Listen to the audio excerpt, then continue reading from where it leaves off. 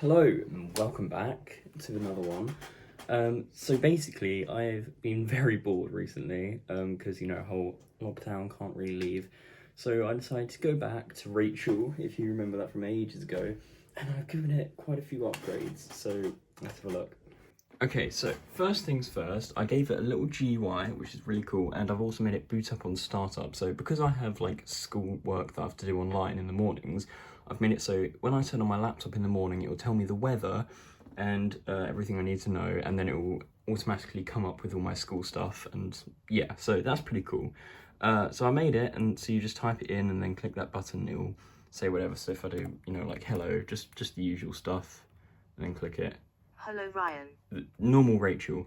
Then I found out that I could actually get the speech recognition module working. So I added speech back to it. So if we go to speech version 1, and we just run this, and we go run module, then you can see it's constantly listening. Good evening, sir. For us to say the name. So once we say the name, then it will actually send what we say afterwards to the actual rest of the script. So if say R.A.C.H.E.A.L, hello.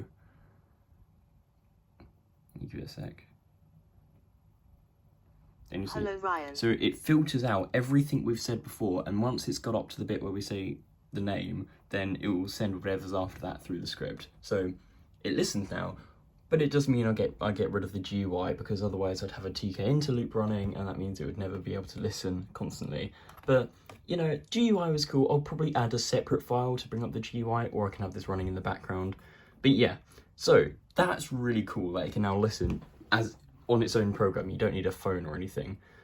So I also got extremely bored and was playing Minecraft, and yeah, it can control Minecraft servers now. So I used the same code there, except I added to it that 6.7. I want Python 6.6, pretty sure.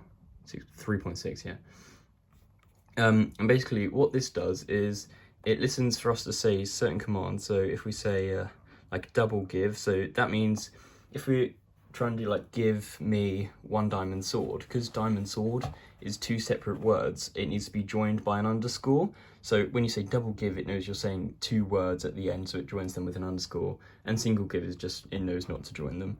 And we also have command, where it's like you just say it's like weather clear. It doesn't need any editing, basically. You just say command weather clear and it will just say that. All this code here is the same sort of thing as I did with the speech to make it my computer talk. So it's actually a VBS script, and it's just writing all of that VBS code into a file and then running it to act as a keyboard. And yeah, and this run is basically where you say one command and then a player name. Because if you say a player name, and then it's not going to say Casper MC, it's not going to come out as that on the thing. So if I just say Callum, then it will do the same thing as my emails, where it will look for the name and then return the next thing in the list. So yeah, but why do I need it to type as a keyboard? Well, the thing is, I tried using sockets, and mainly I just couldn't be bothered. So basically I made it so I will have a putty shell open, SSH shell, connecting to the remote server, because I'm not even running the server, okay, it's running at someone else's house, and it will connect through an SSH server through putty, and it will actually type the commands itself directly into the putty shell. So if I run this into the SSH shell. Good evening, sir. R.A.C.H.E.A.L, double give me 1 diamond sword. R.A.C.H.E.A.L, double give me 1 diamond sword.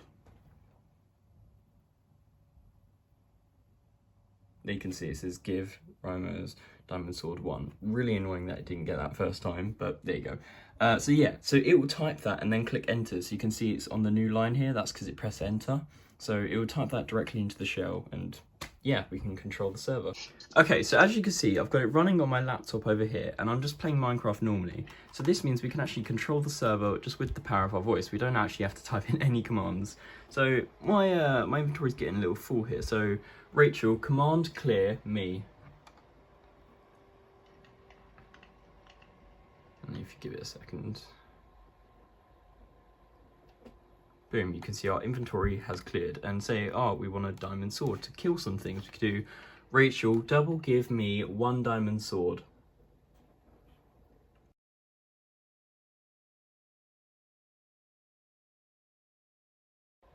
There you go. Sorry I didn't pick it up. But yeah, you can get the idea. So say, oh, Callum, you're so far away. Oh, how am I going to get to you? Rachel, teleport me to Callum. And boom, like that, we're with Callum. Say, Callum, is there anything you want me to give you? Give me some sugar. Some sugarcane. Is that 2 words or 1 word? Hold on. I don't know, I'll check for you. Give me a sec. Let me break some sugarcane. It is 2 words. 2 words. So, Rachel, double give Callum 1 sugarcane. Hey, there you go. And he's got sugarcane. So, the idea is that this would be running on the same machine that your Minecraft server is running on. So this means you can control it, you know, without actually having to stand here and do / give whatever. No, that's stupid. Yes, that's the general idea of it. I think it's really cool. It took quite a while because it's all made in Python. Like, all of it is in Python. Trying to communicate with the servers was weird, so I had to make it act as a keyboard through a terminal, but it works pretty well. So yeah, thank you for watching. Like, subscribe, all of that, and see you later.